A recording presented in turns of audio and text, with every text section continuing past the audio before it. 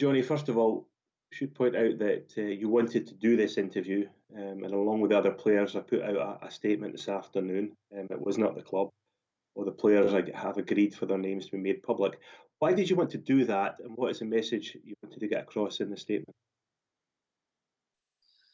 It's more just to clear the air a little bit. Obviously, we as a small group of players, we made a mistake. It wasn't a case of, we wanted to put it out there that it wasn't a case of football players thinking they're above the rules or above the guidelines. We made a mistake. We hold our hands up. We're obviously remorseful. There's a lot of different kinds of implications that have come along with our error of judgment, if you want to call it that.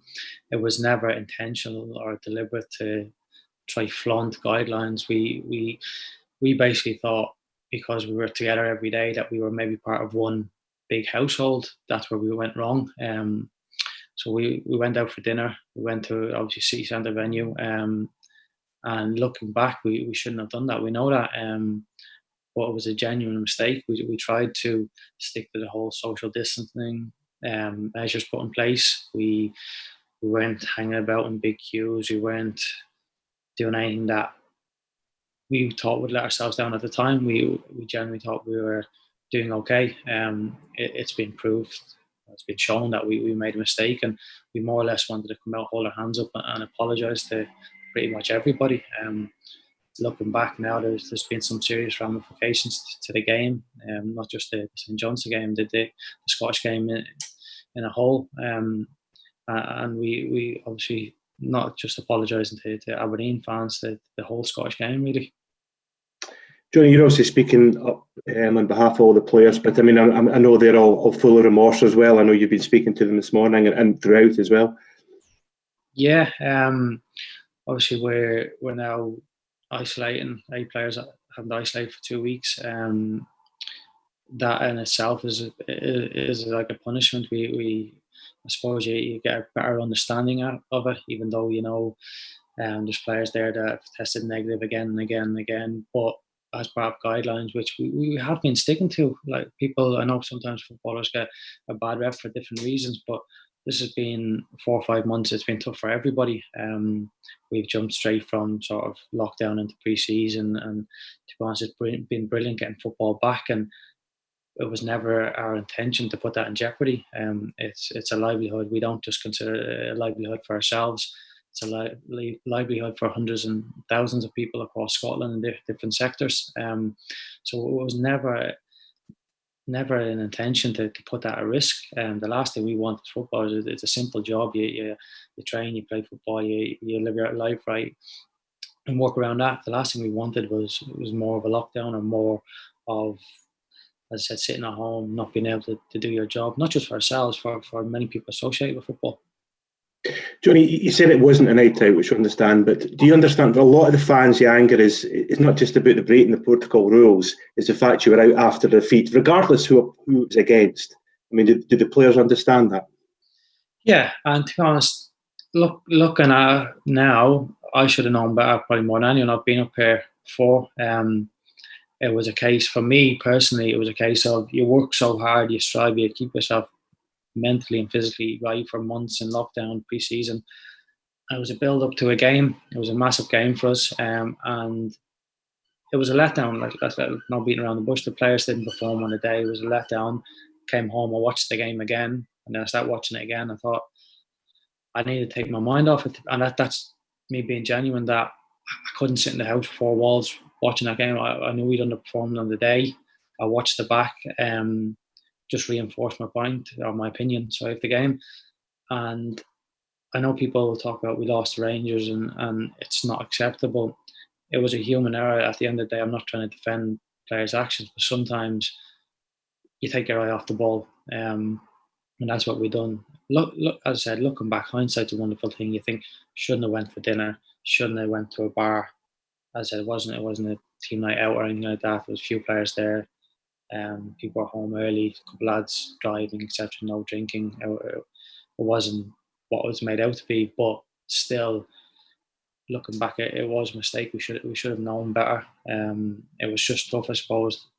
As I said, I'm not making excuses, but the build up losing the Rangers on opening day of season it was an anticlimax for nearly 5 months of preparation, really, from the time football went into lockdown to obviously all the hard work behind the scenes, not just from players, for everybody, and then to lose and not perform. It was just, for me personally, as I said, it felt like a huge letdown, just not for myself, for everybody in terms of the preparation that we put into that. Yeah, but Jonny, do you understand there's going to be a lot of making up to be done by the players to the fans? Yeah, as I said, I've been here before. I know I should know better. The players, there's some players there that will learn as they go along. Everyone makes mistakes, but I think in terms of at the minute we can't really do much. We can apologise, and as I said, our punishment we're going to miss football. We've got to make it up to obviously not just Aberdeen fans, but Scottish football in general. I'm sure there's going to be other mistakes along the line from other players and clubs, minimal sort of mistakes. But I think it's best that we, going forward, we make sure we all learn. And if anything positive comes out of this, is that the rest of Scottish football and society we can stick to guidelines a little bit stricter in terms of sticking to guidelines. They're there for a reason. As I said, we know we've got some making up to do, and the best sort of making up we can do is on the pitch. And unfortunately for us, it's going to be a couple of weeks before we can do that. Yeah. Jonny, the manager and Tony place a lot of trust in the players, don't they? I mean, do you feel that trust needs to be repaired a bit? Yeah, do you know, I've never, don't think I've ever played for a manager that has his players back as much as the gaffer. And obviously overriding emotion in this as well, that we've let people down. But the manager wasn't one for. He's never one for encouraging. So he knows players that go from meal for time to time, whether it be to a restaurant during the week, whatever. That's fine. But he knows. I think you can tell from his interviews, he feels let down, and we've let him down. We've let ourselves, the club, the fans, everybody down. But I think you're right in saying we need to repair a bit of trust between ourselves and the manager. Yeah. Jonny, I'm speaking to some of the other players who are still playing and that weren't involved. They obviously accepted what you did was wrong, but very much the message was we stick together as a group. Is that what you've spoken to the other players as well about? Yeah, like it's. I know obviously we're the late players obviously isolating, keeping ourselves apart, whatnot. But it's been tough for other players as well. That was another reason why, as a smaller group of players, we wanted to come out and make a formal apology, because it's been tough on our teammates. People, it's that whole not knowing. People don't know who has COVID, who hasn't. What if you've seen somebody out that's back in training, and there's obviously doubt in people's minds. So yeah, it's been tough, but our teammates have been supportive of us. They know that there was a mistake made, and it's not a case of we're one group and they're another group, and we want to support them by coming out, and basically people know that we're the ones that made a mistake. It's not fair to tarnish the whole squad with one brush. Yeah, Jonny, the club's had an absolute battering the last couple of days. Everybody's had their say, but I mean, how do we move forward now as a club, you feel?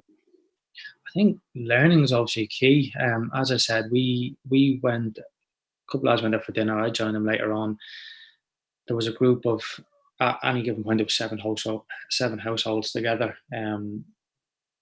We did not know that it was unacceptable, and that is being genuine. It wasn't a case that we went outside of Aberdeen, went into a mini lockdown. This was before all this. We didn't go out intentionally out of hours to do something wrong on purpose.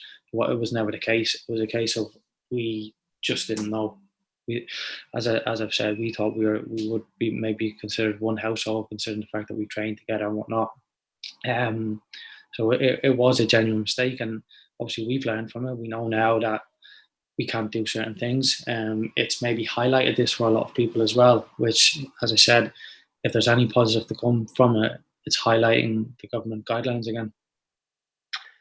Jonny, you made a mistake. We all make mistakes in life, but I appreciate you speaking up, and hopefully see you and the boys back on the pitch soon. I'll give you the final word. Yeah, cheers, mate. I appreciate that. I appreciate obviously the platform and allowing us to get our side, not our side, but basically apologise. We just want to say we're sorry, hands up, genuinely made a mistake and didn't realise the ramifications of a mistake like that.